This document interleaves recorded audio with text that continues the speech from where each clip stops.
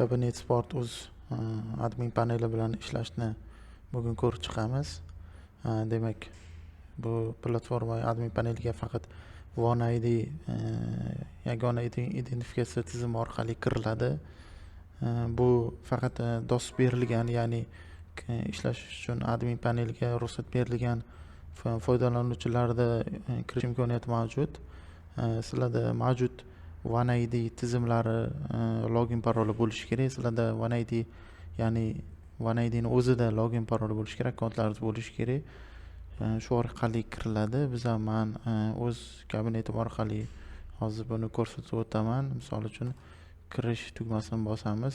Menda OneIDga kirilgan, shuning uchun to'g'ridan to'g'ri o'tib yubordi. Demak, kirilgan shaxsning o'zini ism familiyasi va ya'ni adminni qaysi tashkilotlarda va qanday rollarda ekanligini ko'rsatib o'tadi bu yoqda. Menda 3 ta tashkilotda DOS bor ekan va 3 xil rolda bor ekan. Ya'ni har bir tashkilotda qanday rollaringiz borligini ko'rsatib o'tadi. Siz qaysi roldan va qaysi tashkilotga kirmoqchi ekanligingizda xuddi mana shu joydan tanlab o'tasiz. Demak, men faqat sport muassasa adminidan kirmoqchiman. Ko'p adminlarda faqat shu bitta rol bo'lishi mumkin. U to'g'ridan to'g'ri o'tib ketadi. Men aynan tanladim va sport muassasa admin rolidan kirdim. Aynan shu tashkilotga, Gurland tumani sport maktabiga. Demak, uni admin tomonida faqat tashkilot statistikaga keladigan bo'lsak, meni o'zimga tegishli bo'lgan tashkilotlarni statistikasi bu yerda chiqyapti. Faqat xo'p, endi ishlash bo'yicha aytib o'tadigan bo'lsak, tashkilot haqida, bu qaysi oyna, tashkilot haqida oynasi, men aynan shu Gurlan sport maktabini ochaman, mana sport o'zidan. Bizda menyularda tashkilot haqida menyusi bor. Kirsangiz bu yoqda bo'sh, to'g'rimi? Shuni kiritmoqchisiz, aynan shu joydan kiritamiz tashkilot haqidani. Sarlavha qismida tashkilot haqidani sarlavha qismi yuqorida turadi va pastda podrobniy ma'lumot yoki rasm bo'lishi mumkin, to'g'rimi? Biz xuddi shu narsani yozamiz. Masalan, sarlavhaga Gurland maktabi deymiz. Va podrobniy ma'lumotga xo'p haqida to'liqroq ma'lumot. Hozir faqat test uchun kiritaman buni ma'lumot. Buni sizlar to'liqroq ma'lumot berishlaringiz kerak bo'ladi. Keyin xo'p, xuddi shu bilan ma'lumotni masalan yubordi, yaratildi. Bizda o'sha ma'lumot kiritildi. Siz bu yoqdan to'g'ridan to'g'ri tekshirib ko'rsangiz bo'ladi. Mana kiritgan ma'lumotimiz to'g'ri tashkilot haqida bo'limida chiqdi. Ikkinchi bo'lim bizda rahbariyat, to'g'rimi? Rahbariyat. Uchinchi bo'lim xodimlar. Xuddi shu rahbariyat va xodimlar qismini biz rahbariyat qismidan kiritamiz. Kirganlaringizda mana tashkilot rahbariyati va xodimlari chiqdi. Bizda hech qanday ma'lumot kiritilmagan ekan bu tashkilotda. Yangi kiritish oynasini kiritsak, sarlavha turibdi. Ya'ni bu rahbariyat va xodimlarni sarlavha qismi, bu ism familiyasi bo'lishi mumkin. Misol uchun xo'p, kim bo'lishi mumkin? Aliyev Vali deb turadigan bo'lsak, buni tezda o'chirib yuboraman. Bu norasmiy ma'lumot bo'lsa ham. Va rasm uchun xodimni o'zini rasmi, sifatli rasmi bo'lishi kerak, 1 megabaytdan oshmagan. Va faoliyat tarixiga keladigan bo'lsak, bu qaysi payti, qaysi tashkilotda qachon ishlagan, shu faoliyat tarixini ko'rsatib o'tishimiz kerak bo'ladi. Bu yerda faoliyat tarixi bo'ladi. Xohlagancha shunday yozasizlar, mana xuddi mana shu joyda. Buni yuqoridagi xuddi Word, Excel funksiyalariga o'xshagan narsa. Bu bold, masalan, alohida ajratib turadigan qilmoqchi bo'lsangiz, yillarini yoki qaysidir so'zlarni alohida ajratish kerak bo'lsa, yuqoridagi mana editordan foydalansangiz bo'ladi. Vazifalar keladigan bo'lsa, shu xodimni yoki rahbarni vazifalarini ko'rsatib o'tiladi. Bu yerda vazifalar ko'rsatib o'tiladi. tartib raqamiga keladigan bo'lsak, biza mana bu yerda rahbariyat yoki xodimga kiradigan bo'lsak, kim yuqori o'rinda turadi? Misol uchun rahbariyat doim birinchi o'rinda turishi kerak. Shunga biza rahbariyat kiritmoqchi bo'lsak, tartib raqam 1 turadi. Lavozimi keladigan bo'lsak, rahbariyat albatta direktor bo'lishi mumkin yoki boshqa lavozimdagi xodimlar kiritib o'tgan bo'lsanglar, boshqa lavozimni tanlaysizlar. Xo'p, telefon raqami bo'lsa, telefon nomer kiritiladi. Telefon nomer kiritiladi va elektron pochta bo'lishi mumkin, misol uchun.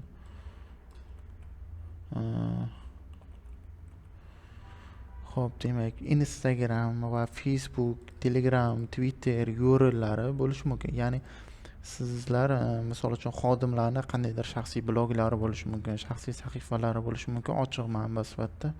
Shuni berib o'tsangizlar bo'ladi, bu yoqda ko'rinadi. Misol uchun birorta, masalan, Telegram sahifasini Telegram xuddi URLga misol uchun mana agar xuddi mana shunaqa Instagram sahifa bo'lsa, Instagram berishlaringiz mumkin bo'ladi. Bizda mana endi 4 ta sahifadan bittasini kirtsangizlar, xohlovchilar agar kirtsangizlar bo'ladi, bo'lmasa kiritmaysizlar. Aktiv degani bu xodim, ya'ni mana shu Sport.uzda ko'rinishi mumkin degani aktiv. Bo'lmasa passiv qilsangizlar ko'rinmaydi. Biz aktiv qilamiz, hozir ko'rinish kerak. Rahbariyat mana galochkasi esa bu bosmaslik esa bossangizlar bu rahbariyat menyusida ochiladi. Mana rahbariyat. Agar xodimlar qismini kiritayotgan bo'lsangizlar, mana galochkani bosmaysizlar, lekin aktiv bo'lish kerak doim. Rahbariyat bosmasangizlar, bu to'g'ridan to'g'ri xodimlar sahifasida ko'rinadi. Shunga e'tibor berasizlar. Misol uchun men rahbariyatni bosaman, chunki lavozim turimida direktor tanlab qo'yganman. Saqlashni bosasizlar, mana o'sha kiritildi. Xo'p, endi bitta refresh beramiz. Rahbariyat qismida bizda mana rahbariyat, hozir rahbariyat qismiga kelsak, bizda hozircha ko'rinmayapti. Sababi bizning veb-saytimiz o'zi cache, ya'ni xotirasiga saqlab qolgan buni. Bu birozdan keyin hozir yana qayta refresh berib ko'rsa, ma'lumot keladi. Demak, asosiysi bizda mana admin panelda ko'rgan bo'lsangizlar, bu yerda aktiv turibdi kiritgan ma'lumotimiz. Xo'p, endi rahbariyat va xodimlar qismini xuddi shunaqa kiritamiz. Yana bittani kiritmoqchi bo'lsangizlar, sarlavha, ya'ni rahbariyatda ism, familiyasi, rasm, faoliyat tarixi va hokazo kiritasizlar, tartib raqam, lavozim turiga boshqa xodimni tanlab, xuddi shu tartibda kiritsangizlar bo'ladi. Rahbariyatda agar tanlamasangizlar, aktiv qilsangizlar, xodim sifatida kiritiladi. Demak, bizda faqat bu yerda sarlavha mana majburiy ekan kiritish, qolgan hamma ma'lumotni kiritish majburiy emas. Bizda qizil bo'lib turadi, bu majburiy poliyalar.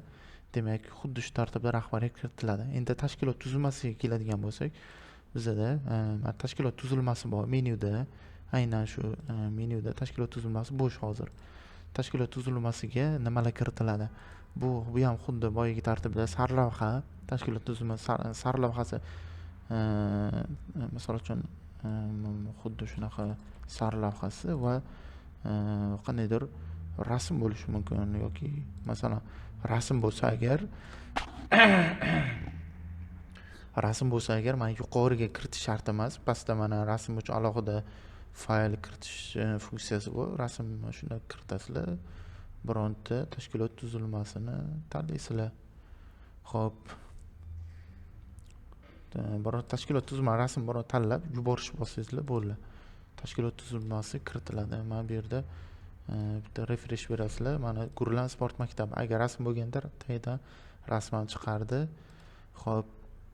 Endi keyingi menyuga keladigan bo'lsak, hujjatlar, hozircha hujjatlarni kiritish majburiy emas. Bizda asosiysi yangiliklar qismiga keladigan bo'lsak, yangiliklar qismida mana hozir hech qanday oldin kiritilmagan ekan, yangi rasm kiritishni ko'rsatamiz. Yangilik kiritishni ko'ramiz. Hozir sarlavha matnga keladigan bo'lsak, men Sport.uz Telegram va Sport vazirligining o'zining Telegram kanalidan olamiz. sarlavhasiga mana yuqoridagi sarlavha matniga esa Telegramdagi matnini olamiz. Mana qaysidir qismini alohida belgilamoqchi bo'lsangiz, mana yuqoridagi funksiyalarni matn o'zini belgilaysizlar. Word qanday ishlatilsa, xuddi shunaqa yuqoridagi funksiyalarni birortasini ishlatasizlar. Aynan shu belgilagan xabarlaringiz o'zgaradi. Rasm yuklash bu rasm o'zini fayli. Mana rasmni qisqacha matn bu ya'ni rasmni qidirganda tezroq chiqishi uchun bu xohlasangiz kiritasiz, xohlasangiz kiritmaysiz, bu majburiy emas. Tartib raqam boya xuddi aytib o'tganimdek yangilikda nechinchi o'rinda chiqishi pozitsiyasi. Hozir mana birinchi o'rinda chiqaversin, chunki rasm kiritilmagan. Demak, e'longa chiqish sanasi bo'lsa, aynan Sport.uz veb-saytiga kirganda chiqishi, ya'ni hozir bugun chiqadimi yoki siz ertaga chiqadigan yangilikni ham bugun kiritib qo'ymoqchimisiz, shu narsani oldindan nazorat qilasiz. Ya'ni e'longa chiqish kerak bugun bo'lsa, bu kechani tanlasangiz, agar kecha yuklangan sifatida chiqaveradi. Yoki agar ertaga qilsangiz, ertaga chiqadi, bugun chiqmaydi. Xuddi shu tartibda. Agar men bugun segodni tanlaymiz, soatiga masalan soat hozir mana bu yerda ertalab 9da chiqqan deymiz. Tavsiya qilinganni bossangiz tavsiya qilingan bizada ya'ni mana sport maktabi o'ziga kirganlaringizda Sport.uzda asosiy menyusida mana yangiliklar bor, e'lonlar bor, to'g'rimi? Xuddi shu yangiliklar qismida chiqishini xohlasangiz tavsiya qilinganni bosasiz. Ya'ni mana tavsiya qilinganni bossangiz alohida mana yangiliklarga mana bu yerda asosiy oynasida chiqadi. Qolganlari umumiy hamma yangiliklar mana yangiliklar qismida bo'ladi. Mana bu yerda agar tavsiya qilingan bossangiz asosiy oynada chiqadi. Shunga e'tibor berasiz. Agar xo'p, tavsiya qilinganni bosamiz va saqlaymiz. Ma'lumot kiritildi. Bitta refresh beramiz. Xo'p. Hozir bu yerda ham bizda cache saqlagan ekan. Shuning uchun hozir bizning brauzerimizda ko'rinmadi. Men boshqa brauzer orqali bitta ko'ray shuni. Sport.uz. Xo'p. Xorazm viloyati Gurlan sport maktabi. Xo'p.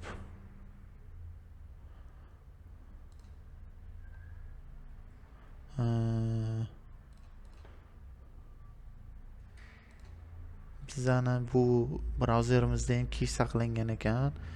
Bu brauzerda ham chiqmadi. Lekin bu 2-3 minut bor. Cache 2-3 minutdan keyin cache o'chadi va yangilanadi. 2-3 minutdan keyin yangilanadi. Shuning uchun har 2-3 minutda yangilab tursangizlar, ma'lumotlar to'liq yangilanadi. Bizda asosiy bu yerda mana yangilik kiritilgan va bu degani faol turibdi, o'sha ko'rinadi. Shu orqali masalan xuddi shu tartibda yangilik kiritsangizlar bo'ladi. Izminate qilmoqchi bo'lsangizlar mana ruchka ustiga bosib, xohlagan xabarlarni o'zgartirsangizlar bo'ladi. Masalan, saqlash. Mana yana qaytib kirganlaringizda mana o'zgardi ma'lumot. O'chirmoqchi bo'lsangizlar mana o'chirish tugmasini bosasizlar. Tadbirlar keladigan bo'lsak, tadbirlarda aynan sport maktabida yoki tashkilotda qanaydir tadbir bo'ladigan bo'lsa, o'shani biz tadbirlarga kiritsangizlar bo'ladi. Xuddi avvalgi yangilik yoki oldin kiritgan bo'limlarimizga o'xshaydi. Sarlavha, kontent va manzil bor ekan, tadbir joyi misol uchun tashqi havola degani bu agar shu aynan xabar orqali boshqa brauzer yoki boshqa sahifalarga o'tib ketish kerak bo'lsa, tashqi havolani kiritiladi. Bizda qaysi joyda, qaysi hududda bo'layotganini to'liqroq kiritish uchun viloyat tanlanadi. Mana viloyat tanlash berilgan ekan. Sport turi hozircha sport turi yo'q ekan bu tashkilotda. Event turlariga yangi tadbir. Xuddi tadbir sanasi, tugash vaqti, boshlanish vaqti. Shu ma'lumotlarni kiritib saqlash bosiladi. Bizda faqatgina hozir tadbir faqat sarlavhani o'zi majburiy ekan. shu orqali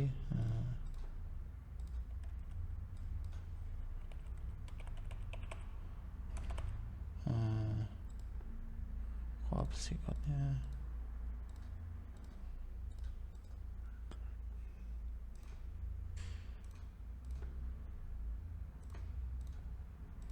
Demak, shu orqali mana xuddi shunaqa tartibda tadbir ham kiritib olsak bo'ladi. Bizlarning tadbirlarimiz mana e'lonlar qismida chiqadi tadbirlar.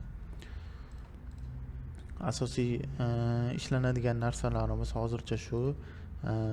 Bosh sahifani ma'lumotlari va axborot xizmatlarini ma'lumotlarini hozircha kiritish kerak bo'ladi. Xuddi shu tartibda ishlaymiz. Bizda muammo bo'layotgan joyi ba'zi tashkilotlarda tashkilot